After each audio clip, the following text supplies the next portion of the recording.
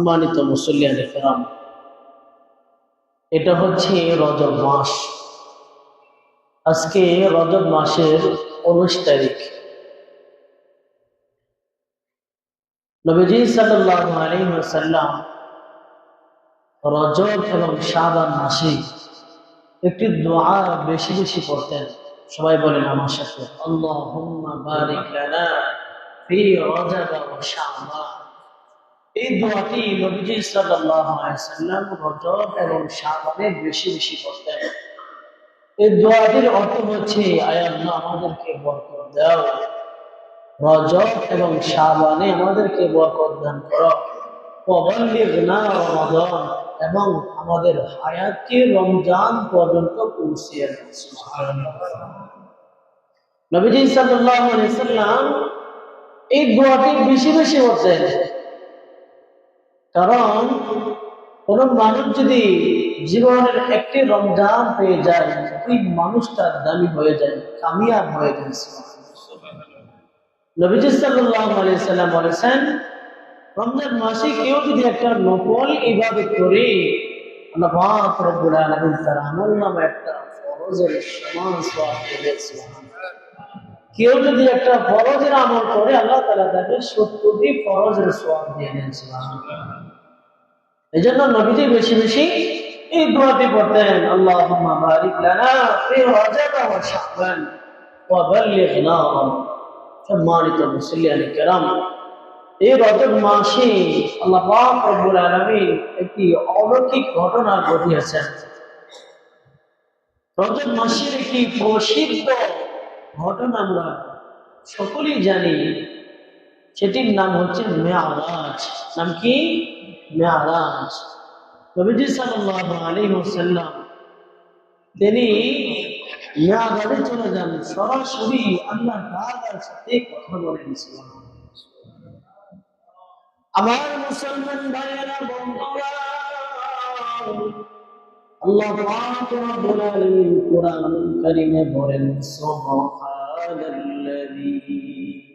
আসরা বিআবদিহি লাইলাম মিনাল মাসজিদিল হারাম।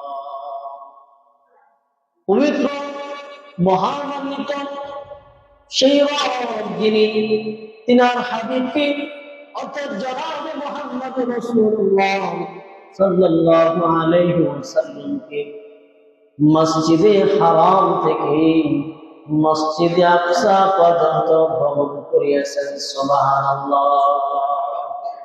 আল্লাহ তাআলা সুবহান শব্দ ব্যবহার করেছেন। আমরা সুবহানাল্লাহ কখন বলি?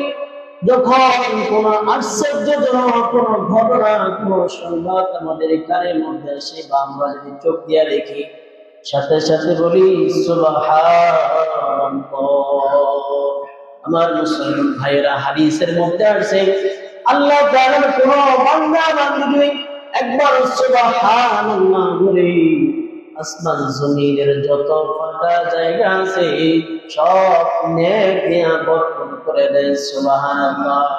শুধু তাই নয়, হযরত আবু হুরায়রা রাদিয়াল্লাহু তাআলা আনহু তিনি একবার ফল গাছ লাগাইতেছেন। আমার আপনার নবী, কলিজার টুকরা নবী জনাবে মুহাম্মদ রাসূলুল্লাহ সাল্লাল্লাহু আলাইহি ওয়াসাল্লাম হযরত আবু হুরায়রাকে ডাকলেন, হে আবু হুরায়রা, আমি কি তোমাকে এর চেয়ে উত্তম ফল গাছের কথা বলবো না? আবু হুরায়রা নবীজিকে ডাক দিয়ে বলে, ইয়া রাসূলুল্লাহ, অবশ্যই আপনি আমাকে এর চেয়ে উত্তম ফল গাছের কথা বলবেন। নবীজি বললেন, তুমি যদি দুনিয়াতে একবার সুবহানাল্লাহ বলো, আল্লাহ পাক রব্বুল আলামিন জান্নাতের মধ্যে তোমার জন্য একটা ফল গাছ লাগাই দেন। সুবহানাল্লাহ। মিয়ানে আশিক ও মাশুকের আজিজ কিরামান কাতিবিনা হাম খবর নিস। আমার মুসলমান ভাইয়েরা, বন্ধুরা, নবীজি সাল্লাল্লাহু আলাইহি ওয়াসাল্লাম তিনি উম্মে হানির ঘরে ভ্রমণ করছিলেন। নবীজির চাচাতো বোন উম্মে হানির ঘরে নবীজি ঘুমন্ত ছিলেন। হযরতে জিবরাইল মিকাইল আলাইহিস সালাতু ওয়াস সালাম দুইজনে এসে আমার আপনার করে যার বিক্রম নবী মুহাম্মদ সাল্লাল্লাহু আলাইহি ওয়াসাল্লামকে নিয়ে গিয়ে জমজমের কূপের পানি দিয়া আমার আপনার নবীজির কলিজাতে আমার আপনার নবীজির রূহকে আল্লাহ পাক রব্বুল আলামিনের আদেশে জিবরাইল আলাইহিস সালাতু ওয়াস সালাম ধৌত করলেন। সুবহানাল্লাহ। আমার আপনার নবীজি ইনার জীবনে 3 বার সিনা চাক হয়েছে। কয়বার সিনা চাক হয়েছে? সবাই বলেন না কয়বার সিনা চাক হয়েছে? আমার আপনার নবীর 3 বার ওপেন হার্ট সার্জারি করা হয়েছে। আমার আপনার নবীজি যখন শৈশবকাল ছিলেন, যখন ছোট ছিলেন, নবীজি ছোটবেলায় নবীজির সিনা চাক করা হয়েছে।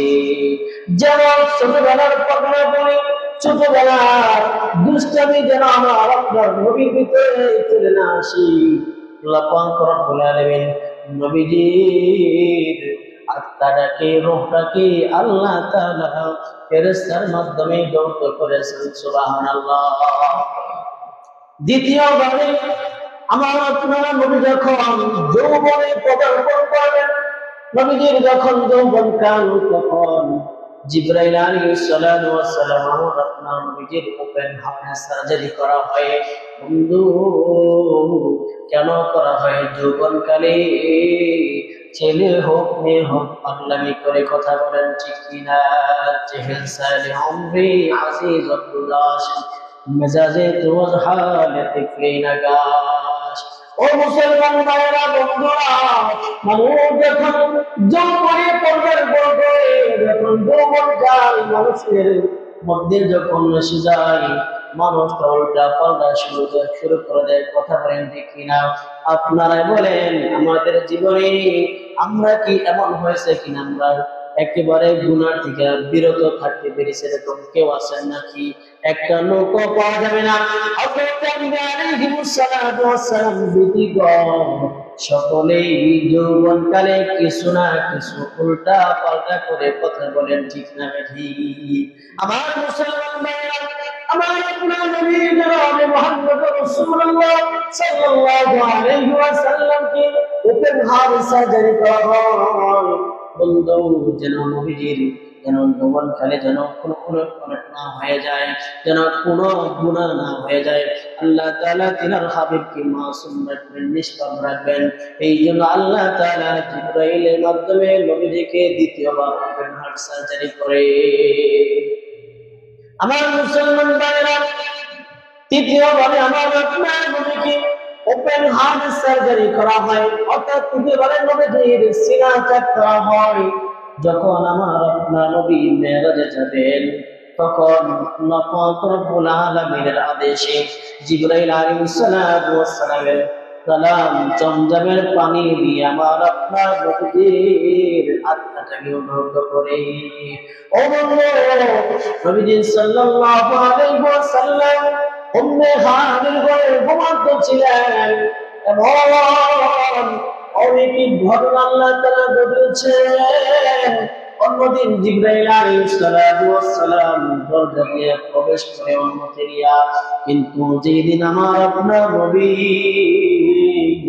মেরাজে যাবেন, আসমান ভেদ করে অর্থাৎ চাঁদ ভেদ করে জিবরাইল আলাইহিস সালাতু ওয়াস সালাম নবীজির কাছে চলে আসছেন। সুবহানাল্লাহ। অন্যদিন দরজা দিয়ে আসি, কিন্তু যেদিন আমার আপনার নবী জনাব মুহাম্মদ রাসূলুল্লাহ সাল্লাল্লাহু আলাইহি ওয়াসাল্লাম মেরাজে যাবেন, ওই দিন জিবরাইল আলাইহিস সালাতু ওয়াস সালাম উপর থেকে নিচে নেমেছেন আমার আপনার নবীকে মসজিদে হারাম থেকে অর্থাৎ বাইতুল্লাহ থেকে মসজিদে আকসা পর্যন্ত নিয়ে যায়। সুবহানাল্লাহ। বাইতুল্লাহ থেকে বাইতুল মুকাদ্দাস দূরত্ব হচ্ছে 1400 কিলোমিটার। কত kilometre? 1400 kilometre, 870 mile. Kilometre kilometre হচ্ছে 1400 কিলোমিটার, আর মাইল হলো 870 মাইল। ও মুসলমান ভাইরা, বন্ধুরা, আরে আমরা যেন ঢাকা যাই, ঢাকা 100 কিলো বাইরের চেয়ে বেশি হয়। কথা বলেন ঠিক কিনা? 1400 কিলোমিটার দূরে, এত দূরে রাস্তায় এক রাত্রের মধ্যে আমার আপনার নবী কিভাবে গেলেন? সুবহানাল্লাহ। আল্লাহ তাআলা একটা ঘটনা ঘটায় দিলেন। আমার আপনার নবীর ফল বাইতুল্লাহ থেকে বাইতুল মুকাদ্দাসে ভ্রমণ করেন, যখন রওনা করেন একটা একটা বাহন ছিল যার নাম হচ্ছে বোরাক। বোরাকের মাধ্যমে বোরাক এমন দ্রুত যায়, এক একটা সেকেন্ডে হাজার হাজার কিলোমিটার দূরত্ব হয়ে যায়। সুবহানাল্লাহ। ও মুসলমান ভাইরা বন্ধুরা, আল্লাহ সাল্লাল্লাহু আলাইহি ওয়াসাল্লাম যখন মেরাজে যান, আল্লাহ পাক রব্বুল আলামিন অনেক কিছু অলৌকিক ঘটনা ঘটেন। নবীজি সাল্লাল্লাহু আলাইহি ওয়াসাল্লাম বাইতুল্লাহ থেকে বাইতুল মুকাদ্দাসে যাচ্ছেন, প্রতিমধ্যে একজন বৃদ্ধাকে দেখতে পেলেন। তাকে দেখলেন একজন বৃদ্ধা জিবরাইল আলাইহিস সালাম আমার আপনার নবীকে দেখতে বললেন, ইয়া রাসূলুল্লাহ, আপনি তার ডাকে সাড়া দিলেন না। নবীজি সাল্লাল্লাহু আলাইহি ওয়াসাল্লাম সাড়া দিলেন না। নবীজি কিছুক্ষণ পরে জিবরাইল আলাইহিস সালামকে প্রশ্ন করলেন, কি ব্যাপার, তুমি তার ডাকে সাড়া দিতে নিষেধ করলা, কারণ কি? বললাম না। বলে, ইয়া রাসূলুল্লাহ, যে বৃদ্ধাকে দেখতে পেলেন ওটা হচ্ছে দুনিয়া।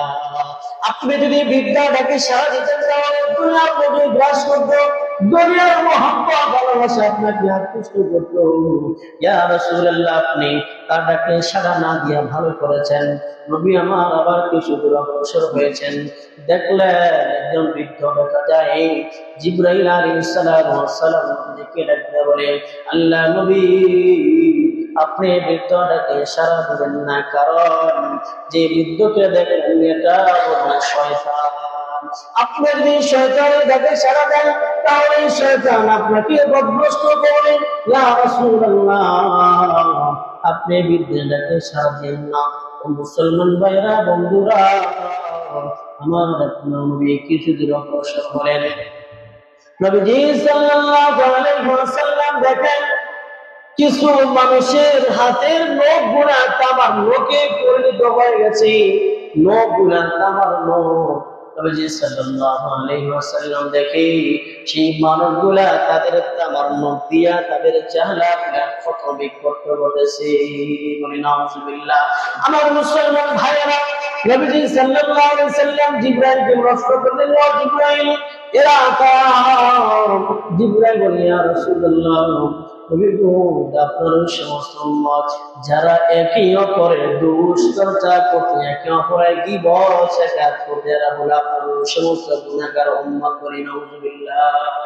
আল্লাহ পাক রব্বুল আলামিন কোরআনুল কারীম বলেন, ওয়ালা তাজাসসু ওয়ালা ইয়াগতাব বা'দুকুম বা'দা أيحب أحدكم أن يأكل لحم أخيه ميتا فكرهتموه। আল্লাহ তাআলা বলেন, তোমরা কেমন দোষ চর্চা করিও না, গীবত শেখাত করিও না। তোমরা জানো নি একে অপরের দোষ চর্চা করা, গীবত শেখাত করা এটা এমন জঘন্যতম গুনাহ। তোমাদের মধ্যে এমন কেউ আছে কি নিজের মৃত ভাইয়ের গোশত খাবে? এমন কেউ আসেনি? এরকম কেউ আছে আমাদের সমাজে যে নিজের ভাই মারা গেছে তার দ্বিতীয় ভাইয়ের গোশত খাবে? এরকম কেউ আছে? আমাদের সমাজে এমন মানুষ নাই। আল্লাহ পাক রব্বুল আলামিন বলেন, তোমরা যদি নিজের মৃত ভাইয়ের গোশত খেতে না চাও তাহলে তোমরা একে অপরের দোষ চর্চা করিও না, গীবত শেখাত করিও না। ও মুসলমান ভাইরা বন্ধুরা, আল্লাহ নবী সাল্লাল্লাহু আলাইহি ওয়াসাল্লাম আরো কিছু দূর অগ্রসর হয়েছেন। আমার আপনার নবী দেখে একজন মানুষ রক্তের দুনিয়ায় হাবুডুবু খাচ্ছে। নবী সাল্লাল্লাহু আলাইহি ওয়াসাল্লাম জিবরাইলকে বললেন, ও জিবরাইল, এর অবস্থায় কেন? জিবরাইল বলে, ইয়া রাসূলুল্লাহ, দুনিয়াতে সুদ খেত, সুদ দিত, যার কারণে আল্লাহ তাআলা তাকে শাস্তি দিতেছে। আমার মুসলমান ভাইরা বন্ধুরা, বর্তমান সমাজের মধ্যে দেখা যায় কেউ যদি কাউকে টাকা দিতে চায় না, কথা কোন ঠিক না ঠিক? তাই কেউ বলে হাতের মধ্যে টাকা নাই, অথচ পকেটের মধ্যে টাকা। কথা বলেন ঠিক না ঠিক? পকেটে টাকা রাইখা বলি টাকা হাতের মধ্যে নেই। টাকা কি হাতে থাকে কিনা? কথা বলেন। টাকা হাতে থাকে? টাকা কিন্তু হাতে থাকে না। আমাদের সমাজে বহু মানুষ আছে বলে হুজুর টাকা হাতে নাই, অথচ পকেটের মধ্যে টাকা রাখছে, বাড়িতে টাকা রাখছে। ও মুসলমান ভাইরা বন্ধুরা, আপনি যদি কাউকে 1000 টাকা হাওলাত দেন, আল্লাহ পাক রব্বুল আলামিন আপনার আমলনামায় 1000 টাকা দান করার সওয়াব দিয়ে দিবেন। সুবহানাল্লাহ। আপনাকে 15 দিনের টাইম দিয়েছিল, 15 দিনের ভিতরে দিতে পারে নাই, তাই ওভার হয়ে গেছে। আল্লাহ নবী বলে ওই ব্যক্তিকে আল্লাহ তাআলা 2000 টাকা দান করার সওয়াব দিয়ে দিবেন। সুবহানাল্লাহ। এজন্য আমরা একে অপরকে সাহায্য করবো তো ইনশাআল্লাহ। হ্যাঁ, আমরা একে অপরকে আমরা হাওলা দিব। আর আমাদের সমাজে বহু মানুষ আছে হাওলা দিলে মনেও থাকে না। কথা ঠিক ঠিক না বে ঠিক? হ্যাঁ, টাকা হাওলা দিলে মনেই থাকে না, তার মনে নাই। কি কয় ভুলে গেছি না? কথা ঠিক না বেরি? হ্যাঁ, যেন যাই না বুঝা কি করতে হবে, হাওলা দিতে হবে। মুসলমান ভাইরা বন্ধুরা, আল্লাহ নবী সাল্লাল্লাহু আলাইহি ওয়াসাল্লাম আরো কিছু সময় নবী আমার তাকে দেখে কিছু মানুষ তারা চুলার মধ্যে গোড়পাক খাচ্ছে। নবীজি সাল্লাল্লাহু আলাইহি ওয়াসাল্লাম জিবরাইলকে প্রশ্ন করে, ও জিবরাইল, কারা কারা? ইয়া রাসূলুল্লাহ, আপনার সমস্ত উম্মত যারা যাদের হালাল স্ত্রী থাকা সত্ত্বেও বেগানা নারীর সঙ্গে তারা রাত যাপন করতে, কথা কন ঠিক কিনা? নিজের ঘরের মধ্যে সুন্দরী বন্যাইকা অন্য মহিলার সাথে ফিল্ডিং মানে, কথা বলেন ঠিক কিনা? ও মুসলমান ভাইরা বন্ধুরা, আল্লাহ নবী সাল্লাল্লাহু আলাইহি ওয়াসাল্লাম দেখেন কিছু মানুষ তারা তাজা ভালো গোশত রেখে পচা গোশত গুলি খাচ্ছে। নবী আমার জিবরাইলকে প্রশ্ন করে, জিবরাইলেরা কারা? বলে, ইয়া রাসূলুল্লাহ, ইয়া হাবিবাল্লাহ, আমরা এই সমস্ত উম্মাহ যারা কি দুনিয়ার মধ্যে হালাল স্ত্রী দেখা সত্ত্বেও জিনার কাজে লিপ্ত দেখতে বলি নাউজুবিল্লাহ। এই ভাইরাস সমাজের মধ্যে আছে না নাই? কথা বলেন ঠিক কিনা? স্বামী থাকতেও অন্য পুরুষের সাথে সময় কাটায়, কথা বলেন ঠিক কিনা? আমার মুসলমান ভাইরা বন্ধুরা, আল্লাহ নবী সাল্লাল্লাহু আলাইহি ওয়াসাল্লাম তিনি দেখে কিছু মানুষের মাথার মধ্যে মাথাগুলি ফেটে দেওয়া হচ্ছে, মাথা চূর্ণ বিচূর্ণ করা হচ্ছে। পাথর জমে ঢের মারে, পাথর মাথার মধ্যে লেগে মাথা বেঁধে যায়, মগজগুলো বের হয়ে যায়, পাথর আটকে আবার মাথা বের হয়ে যায়। আমার আপনার নবী জিবরাইলকে প্রশ্ন করে, জিবরাইল, এরা কারা? জিবরাইল আলাইহিস সালাতু ওয়াস সালাম, ইয়া রাসূলুল্লাহ, এরা আপনার ওই সমস্ত উম্মত যারা নাকি ফরজ নামাজে অলসতা করতে বলি নাউজুবিল্লাহ। আমরা নামাজই পড়ি না, কথা বলেন ঠিক না বেঠি? নামাজই পড়ে না, ফজরের নামাজ। আরে কিছু মানুষ আছে 3 ওয়াক্ত 4 ওয়াক্ত পড়ে, কিন্তু ফজরের নামাজটা ঘুমের মধ্যে কাটায় দেয়, কথা বলেন ঠিক না বেঠি? আমার মুসলমান ভাইরা, আল্লাহ নবী সাল্লাল্লাহু আলাইহি ওয়াসাল্লাম তিনি এই দৃশ্যগুলি দেখলেন, নবীজি সাল্লাল্লাহু আলাইহি ওয়াসাল্লাম দৃশ্যগুলি দেখলেন। এরপরে নবীজি সাল্লাল্লাহু আলাইহি ওয়াসাল্লাম জান্নাতের সুঘ্রাণ পেলেন। সুবহানাল্লাহ। নবীজি সাল্লাল্লাহু আলাইহি ওয়াসাল্লাম আরো কিছু দূর অগ্রসর হলেন। নবী আমার জান্নাত জাহান্নামের দুর্গন্ধ পেলেন। নবীজি জিবরাইলকে প্রশ্ন করে, জিবরাইল, এটা কিসের গন্ধ? জিবরাইল বলে, ইয়া রাসূলুল্লাহ, জমিনের তলদেশে হচ্ছে জাহান্নাম। জাহান্নাম কোথায়? জাহান্নাম জমিনের তলদেশে। বিজ্ঞানীরা অনেক গভীরে গেছে, কিন্তু অনেক গভীরে গেছে, গভীর যতই গভীরে যায় কিন্তু তাদের অস্ত্র ফেল হয়ে গেছে, তবুও সর্বনিচ পর্যন্ত যেতে পারে না। কারণ আল্লাহ পাক রব্বুল আলামিন বড় বড় পাথর দিয়া আল্লাহ তাআলা জাহান্নামকে ঢেকে রেখেছে। তাহলে জাহান্নাম কোথায়? জাহান্নাম হলো জমিনের তলদেশে। আমার মুসলমান ভাইরা বন্ধুরা, আল্লাহ নবী সাল্লাল্লাহু আলাইহি ওয়াসাল্লাম বাইতুল মুকাদ্দাসে বসলেন। নবীজি সাল্লাল্লাহু আলাইহি ওয়াসাল্লাম যে বোরাকের মাধ্যমে বাইতুল মুকাদ্দাসে বসলেন, সেই বোরাকটা একটা আঙ্কেলের সাথে বাঁধলেন।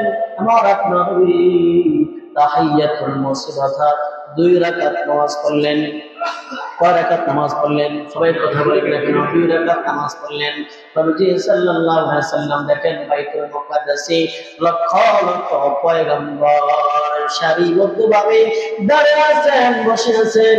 জিবরাইল আলাইহিস সালাম আমার আপনার নবীকে বলি, ইয়া রাসূলুল্লাহ, যারা আপনার জন্য অপেক্ষা করতেছে এরা হলো আপনার মুক্তাদি, আপনি হচ্ছেন ইমাম। সুবহানাল্লাহ।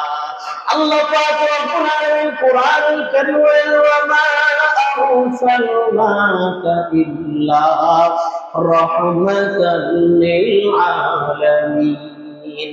আমার মুসলমান ভাইরা বন্ধুরা, নবীজি সাল্লাল্লাহু আলাইহি ওয়াসাল্লামের ইমামতিতে নামাজ শেষ হয়ে গেল। নবীজি বাইতুল মুকাদ্দাস থেকে বের হবেন, আমার আপনার নবীর সামনে একটা দুধের পেয়ালা দেওয়া হলো, নবীজির সামনে একটা পানির পেয়ালা দেওয়া হলো। নবীজি সাল্লাল্লাহু আলাইহি ওয়াসাল্লাম গ্রহণ করলেন না। নবীজি সাল্লাল্লাহু আলাইহি ওয়াসাল্লামের সামনে শরাবের পেয়ালা দেওয়া হলো, নবীজি গ্রহণ করলেন না। নবীজির সামনে একটা দুধের পেয়ালা দেওয়া হলো, নবীজি সাল্লাল্লাহু আলাইহি ওয়াসাল্লাম সেই দুধের পাত্রটা ধরলেন। জিবরাইল আলাইহিস সালাতু ওয়াস সালাম নবীকে ডাকতে বলে, ইয়া রাসূলুল্লাহ, আপনি ফিতরতকে গ্রহণ করেছেন, আপনি যদি পানি গ্রহণ করতেন আপনার উম্মত পানিতে ডুবে মারা যেত। নাউযুবিল্লাহ। আপনি যদি শরাব যদি পান করতেন, শরাব গ্রহণ করতেন, আপনার উম্মত গুলো পাপগ্রস্ত হয়ে যেত। ইয়া রাসূলুল্লাহ, আপনি দুধ গ্রহণ করি আপনি ভালো করেছেন। সাল্লাল্লাহু আলাইহি ওয়াসাল্লাম। আমার মুসলমান ভাইরা লম্বা করে না, আল্লাহ সাল্লাল্লাহু আলাইহি ওয়াসাল্লাম নবীজি সিদরাতুল মুনতাহা পর্যন্ত বসলেন। কোন পর্যন্ত? সিদরাতুল মুনতাহা। নবীজি প্রথম আসমান গেলেন, দ্বিতীয় আসমানে গেলেন, তৃতীয় আসমানে গেলেন, চতুর্থ আসমানে গেলেন, পঞ্চম আসমানে গেলেন, ষষ্ঠ আসমানে গেলেন, সপ্তম আসমানে গেলেন। ইব্রাহিম খলিলুল্লাহর সাথে সাক্ষাৎ হয়ে গেল। সুবহানাল্লাহ। প্রতি আসমানে এক দুইজন লোকের সাথে দেখা হয়ে গেছে, কিন্তু সপ্তম আসমানে আমার আপনার নবী সপ্তম আসমানে যখন গেলেন, ইব্রাহিম খলিলুল্লাহর সাথে দেখা হয়ে গেল। ইব্রাহিম খলিলুল্লাহ জানানকে আহলান সাহলান মারহাবা জানালেন। মুসলমান ভাইরা বন্ধুরা, নবীজি সাল্লাল্লাহু আলাইহি ওয়াসাল্লাম সিদরাতুল মুনতাহা পর্যন্ত গেলেন।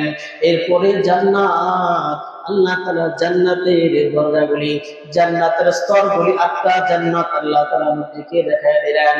নবীজি সাল্লাল্লাহু আলাইহি ওয়াসাল্লাম জান্নাত, আটটা জান্নাত দেখলেন। নবীজি একটা জান্নাতের মধ্যে প্রবেশ করতে চাইলেন, গায়বী বাবা আব্দু, ইয়া রাসূলুল্লাহ, জান্নাতে ঢোকার এখন আপনার সময় হয় নাই, এখন আপনার সময় বাকি আছে। মুসলমান ভাইরা বন্ধুরা, নবী সাল্লাল্লাহু আলাইহি ওয়াসাল্লাম তিনি জান্নাত দেখলেন। এরপর জিবরাইল আলাইহিস সালাম বলেন, ইয়া রাসূলুল্লাহ, নবী গো, আর এক কদম আমার যাওয়ার অনুমতি নেই, আমি যদি আর একটা কদম যদি পাই তাহলে আল্লাহ তাআলার নূরে আমি পরে সরকার হয়ে যাব। আল্লাহু আকবার বলে আমার মুসলমান ভাইরা, নবী সাল্লাল্লাহু আলাইহি ওয়াসাল্লাম তিনি আজকে কিভাবে চলছেন, আল্লাহ পাক রব্বুল আলামিন গায়বী একটা সিংহাসন পাঠিয়ে দিলেন সবুজ রঙের। আল্লাহ তাআলা কোরআনুল কারীম বলেন, মুত্তাকিইনা আলা রাফরাফিন খুদরিন ওয়া আবকারিন হিসান। আল্লাহ নবী সাল্লাল্লাহু আলাইহি ওয়াসাল্লাম সেই সিংহাসনে বসলেন। নবী সাল্লাল্লাহু আলাইহি ওয়াসাল্লামকে সিংহাসন নিয়ে চলা শুরু করলেন। আল্লাহ নবী সাল্লাল্লাহু আলাইহি ওয়াসাল্লাম এমন একটা জায়গায় গিয়ে বসলেন, গায়েব থেকে আওয়াজ আসলো, ইয়া রাসূলুল্লাহ, আপনি আরশ আজিমে পৌঁছে গেছেন। সুবহানাল্লাহ। আল্লাহ পাক রব্বুল আলামিন তিনার হাবিবকে বসায়া সান্ত্বনা দিলেন, ইয়া রাসূলুল্লাহ, আপনার চাচা মতো অনেক দুনিয়া থেকে বিদায় চলে গেছে, আপনার প্রিয়তমা স্ত্রী খাদিজা দুনিয়াতে নাই। ইয়া রাসূলুল্লাহ, আপনার মনে কোনো কথা, আপনার ব্যথা, আপনার অশান্তি, আপনার দুঃখ আর কষ্ট দূর করার জন্য আমি আল্লাহ আপনাকে আমার সঙ্গে দিদার করে গেছি। সুবহানাল্লাহ। মুসলমান ভাইরা বন্ধুরা, নবী সাল্লাল্লাহু আলাইহি ওয়াসাল্লাম আল্লাহ তাআলার সঙ্গে কথা বললেন।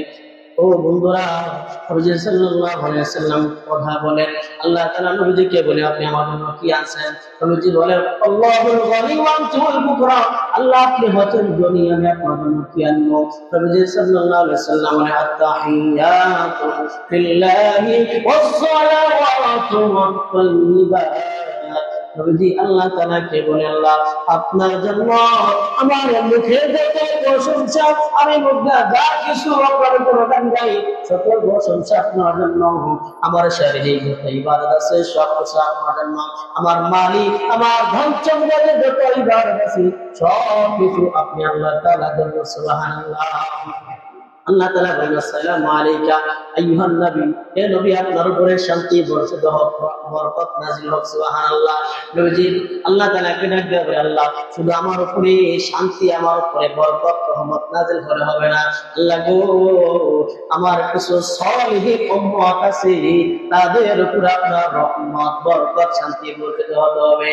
আসসালামু আলাইনা ওয়া আলা ইবাদিল্লাহিস সালিহিন। এরপরে ফেরেশতারা, আসমান বহনকারী ফেরেশতারা আওয়াজ দেয়, আশহাদু আল্লা ইলাহা ইল্লাল্লাহ ওয়া আশহাদু আন্না মুহাম্মাদান আবদুহু ওয়া রাসূলুহু। আমার মুসলমান ভাইরা বন্ধুরা, তবে যে ফিরে আসবেন, আল্লাহ তাআলা নবীকে তিনটা হাদিয়া দিলেন। এক নম্বর হাদিয়া 50 ওয়াক্ত নামাজ, দুই নম্বর হাদিয়া সূরা বাকারার শেষ দুইখানা আয়াতে কারিমা, তিন নম্বর যে কথা বললেন, ইন্নাল্লাহা লা ইয়াগফিরু আন ইউশরাকা বিহি ওয়া ইয়াগফিরু মা দুনা যালিকা লিমান ইয়াশা। আল্লাহ বলে, বন্ধু যারা শিরক করে, তাদেরকে ব্যতি রেখে, তাদেরকে বাঁধে, আমি আল্লাহ সবাইকে ক্ষমা ঘোষণা করলাম। সুবহানাল্লাহ।